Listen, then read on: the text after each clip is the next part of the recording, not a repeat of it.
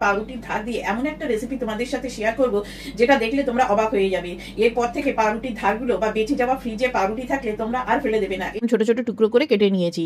এবার এই পাউরুটির টুকরোগুলো একটা মিক্সিং জারের ভেতর দিয়ে পাউরুটিগুলোকে সব আমি গুঁড়ো করে নিতে হবে। হয়ে যাবে প্রথমে এরকম একটু গুঁড়ো করে নেবে। এবারে এর ভেতরে দিয়ে দিয়েছি হাফ বাটি মতো সুজি, দিয়ে দিচ্ছি 3টে কাঁচা লঙ্কা। আর যে বাটিতে মেপে আমি সুজি দিয়েছি সেই বাটিতে মেপে প্রথমে আমি হাফ কাপ জল দিয়ে দিলাম, আর আরও এই ছোটো বাটিরই আরও হাফ বাটি মতো জল দিয়ে দিলাম। স্মুথ পেস্ট বানিয়ে নিয়েছি। দেখো ব্যাটারটা ঠিক এরকম হবে, দেখো একটা সাইডে রেখে দেবে। আলুগুলোকে একদম এরকম ছোট ছোট ঝিরঝির করে গ্রেট করে নিতে হবে। 3 থেকে 4 বার খুব ভালো করে ধুয়ে নিতে হবে, যতক্ষণ না আলুর এই সাদা যে স্টার্চ আছে সেটা একদম পরিষ্কার হয়ে যায়। থেকে চিপে এরকমভাবে যতটা সম্ভব চিপে এই জলটা বার করে ফেলে দিতে হবে। 2 চামচ মতো আমি সাদা তেল দিয়ে দিচ্ছি। তেলটা একটু গরম হলে পরে এখানে হাফ চামচ মতো আমি এখানে কুচনো রসুন দিয়ে দিলাম। দিয়ে এটাকে 1 সেকেন্ড মতো একটু ভেজে নেবে। আজ এরকম লম্বা লম্বা করে কেটে নিয়েছি। সেই পেঁয়াজটা দিয়ে দিলাম। পেঁয়াজটা কিন্তু খুব লাল করার প্রয়োজন নেই, একটুখানি ট্রান্সপারেন্ট হলেই কিন্তু হবে।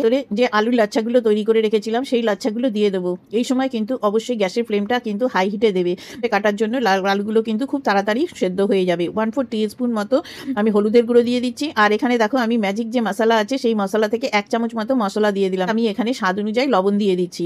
লবণটা কিন্তু সবসময় শেষে দেবে, আগে দেবে না, দিলে পরে কিন্তু কড়াইয়ে লেগে যাবে। দেখো আমি আলুটা ভেজেছি, আমার কড়াইয়ে কিন্তু একটু আলুটা কিন্তু লেগে যায়নি। এবারে সবার শেষে এখানে আমি একটুখানি ধনেপাতা কুচি ছড়িয়ে এটাকে ভালো করে মিশিয়ে এবারে এটা একটা প্লেটে ঢেলে এটাকে সম্পূর্ণ ঠান্ডা করে নিতে হবে। এর ভেতরে আমি দিয়ে দিচ্ছি প্রথমে স্বাদ অনুযায়ী লবণ, আর দিয়ে দিচ্ছি হাফ চামচ মতো জিরে, 1/4 টিস্পুন মতো হলুদের গুঁড়ো, আর দিয়ে দিচ্ছি একটা ডিম।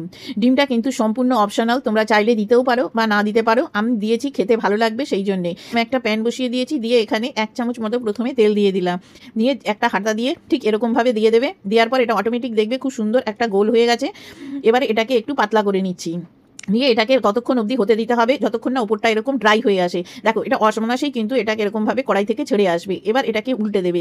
দিয়ে এই সময় কিন্তু গ্যাসের ফ্লেমটা একটু কমিয়ে দেবে, না হলে কিন্তু এই প্রসেসটা করতে একটু সময় লাগবে, নিচেটা পুড়ে যাবে। যে আলুর লাচ্ছাগুলো আছে সেই লাচ্ছাগুলো এরকমভাবে এর ওপরে দিয়ে দেবে।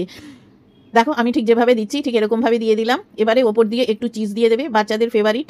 দিয়ে দিচ্ছি অরিগানো, একটুখানি দিয়ে দিচ্ছি চিলি ফ্লেক্স, বাচ্চারা খেলে ঝালটা বুঝে দেবে। দিয়ে এবার এটাকে ঢাকা দিয়ে 1 থেকে 1.5 মিনিট মতো হতে দেবে, যতক্ষণ না উপরে চিজটা গলে যাবে। দেখো উপরে চিজটা গলে গেছে আর কত সুন্দর হয়েছে। আর এটাও দেখো নিচের দিকটা অনেক বেশি ক্রিস্পি হয়ে গেছে। এইভাবেই সবগুলোকে আমি বানিয়ে নিচ্ছি। বন্ধুরা আজকের এই রেসিপিটা তোমাদের কেমন লাগলো তা অবশ্যই কিন্তু কমেন্ট করে জানিও। বাড়িতে বানালে কেমন খেতে হয়েছিল সেটা কিন্তু জানাতে ভুলো না। তোমাদের